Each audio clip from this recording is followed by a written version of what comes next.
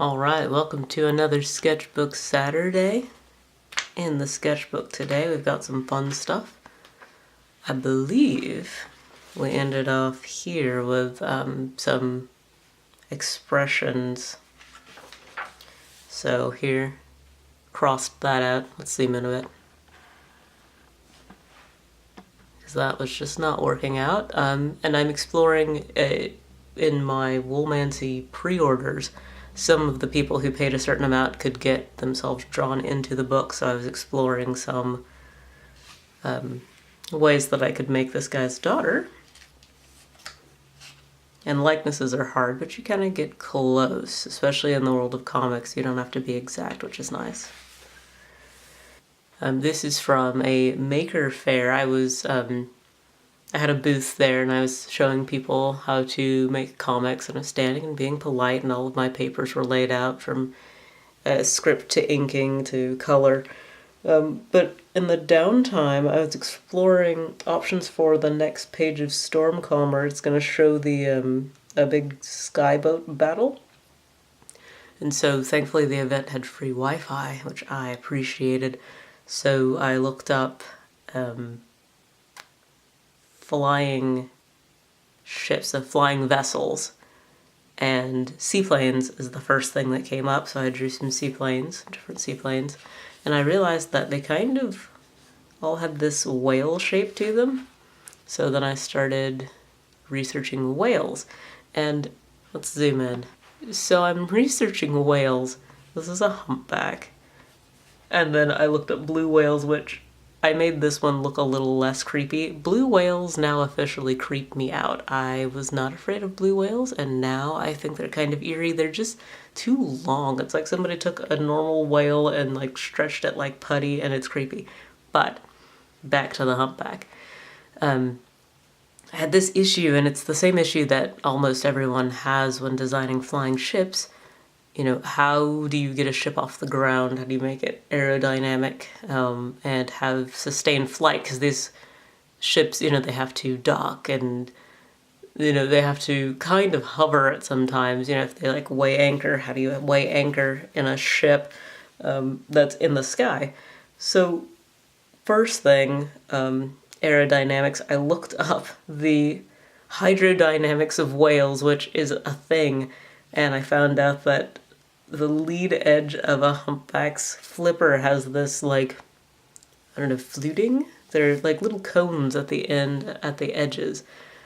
So I'm going to work that into the edges of my boat fins. Let's head down to the boat here.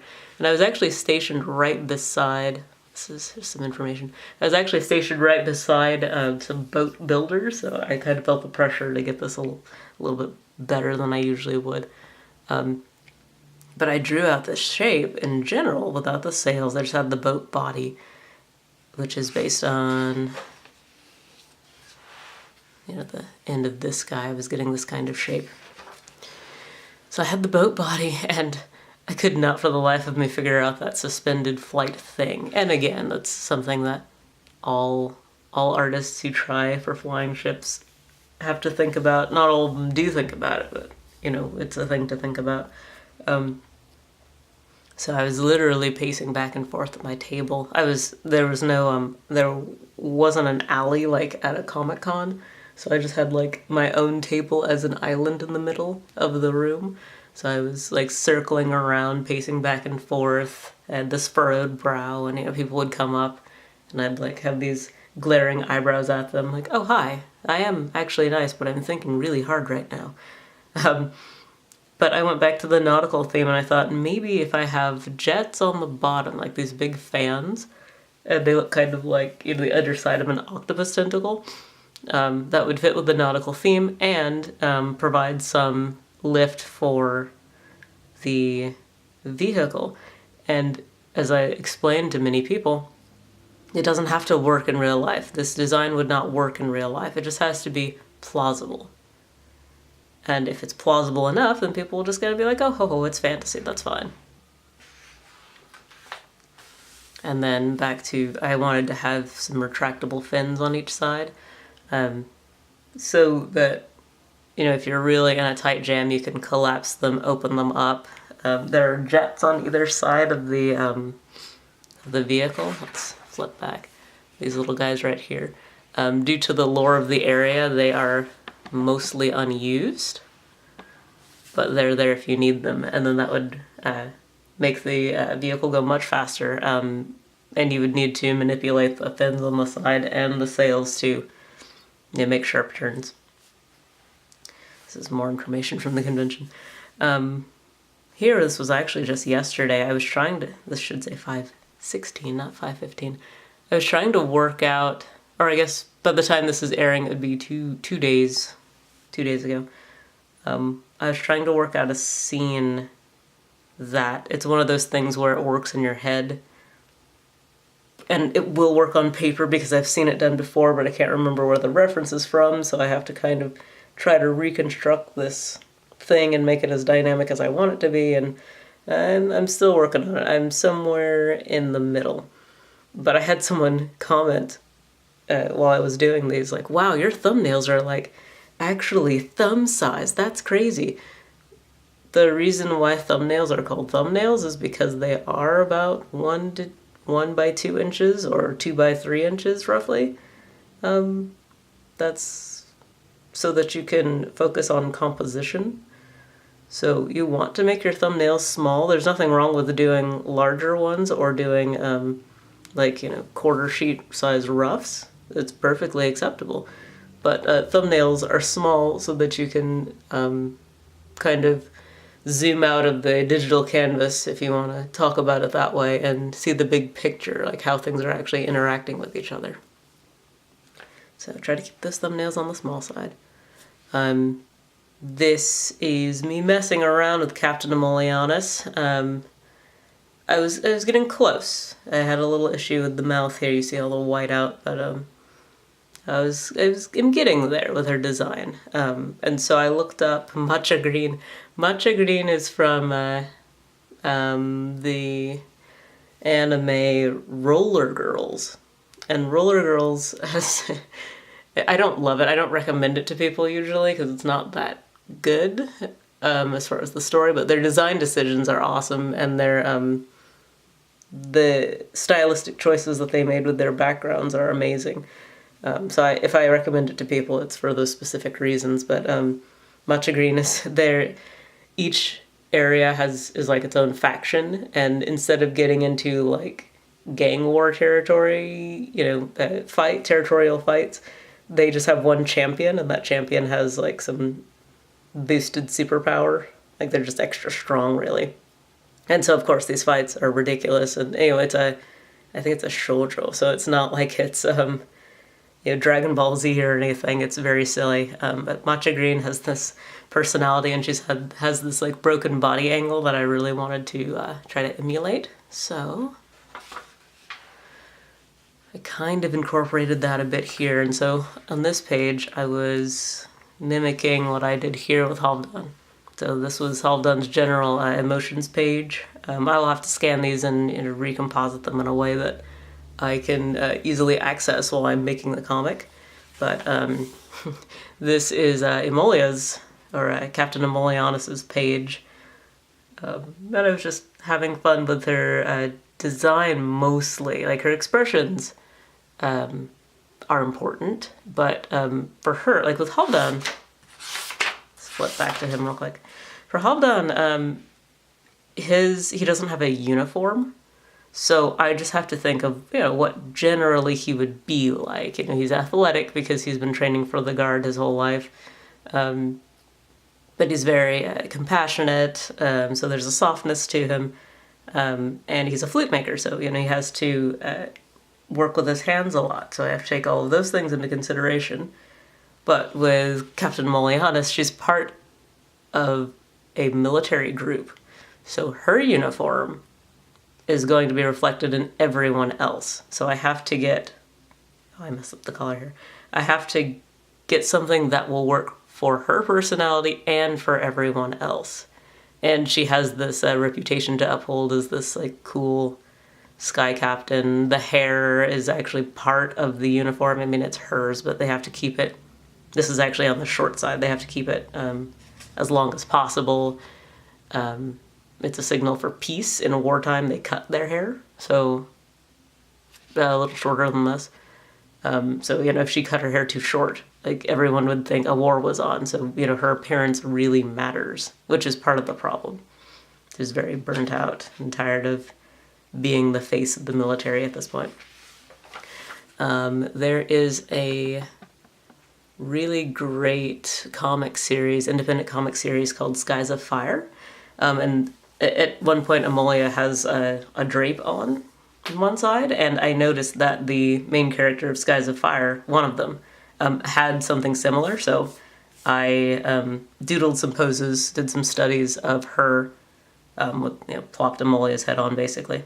And then I did some studies of the male characters as well. Actually, we can zoom in, do a pan of these.